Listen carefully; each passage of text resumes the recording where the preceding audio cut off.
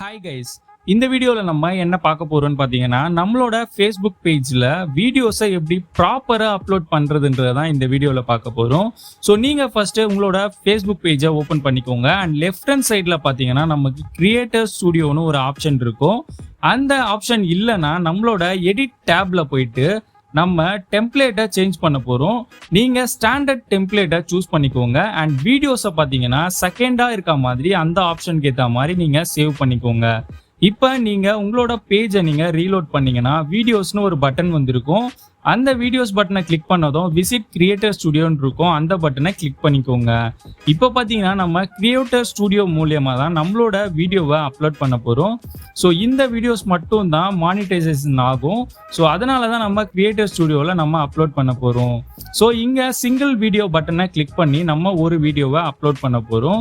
So இப்போ பார்த்தீங்கன்னா நம்ம கிளிக் பண்ண அந்த வீடியோ அப்லோட் ஸ்டேட்டஸ் பார்த்தீங்கன்னா லெஃப்ட் ஹேண்ட் சைட் டவுனில் நமக்கு இருக்கும். அண்ட் இங்கே டைட்டில் அண்ட் டிஸ்கிரிப்ஷனை நம்ம வீடியோ சப்ஜெக்ட்டுக்கு ஏற்ற மாதிரி நம்ம இப்போ டைப் பண்ண போகிறோம்.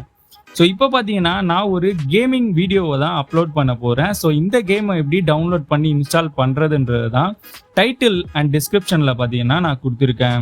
அண்ட் டேக்ஸில் பார்த்தீங்கன்னா நம்ம எப்படி யூடியூப்பில் நம்ம டேகை கொடுப்போமோ சேம் அதே மாதிரி தான் நம்ம இப்போ டேகை இங்கே பிளேஸ்மெண்ட் பண்ணிக்கிட்டு இருக்கோம். அண்ட் மோஸ்ட் யூஸ்டில் பார்த்தீங்கன்னா நிறைய ரீசெண்டாக சர்ச் பண்ண அந்த டேக்ஸ் வந்து நமக்கு ஷோ பண்ணியிருப்பாங்க. ஸோ அந்த டேக்ஸையும் நீங்கள் யூஸ் பண்ணிக்க முடியும். அப்படி இல்லைனா ப்ரௌஸ் டேக்ஸில் நிறைய எக்கச்சக்கமான ஆப்ஷன்ஸ் கொடுத்துருப்பாங்க. அதை கிளிக் பண்ணியும் நம்ம யூஸ் பண்ணிக்க முடியும்.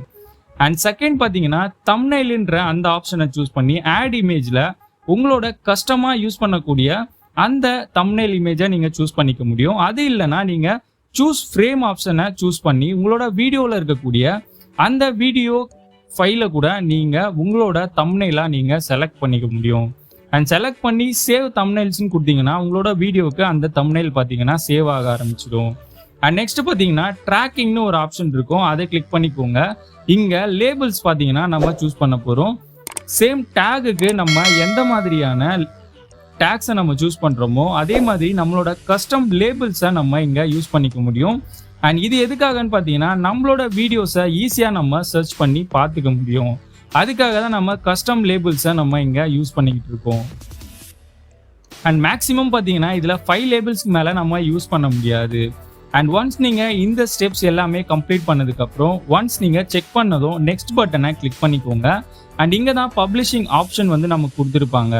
இங்கே ப்ரீமியர், ஷெட்யூல் இந்த மாதிரி எக்கச்சக்கமான ஆப்ஷன்ஸ் கொடுத்துருப்பாங்க. உங்களுக்கு ஷெட்யூல் பண்ணணுன்னாலும் உங்களோட வீடியோவை நீங்கள் ஷெட்யூல் பண்ணிக்க முடியும்.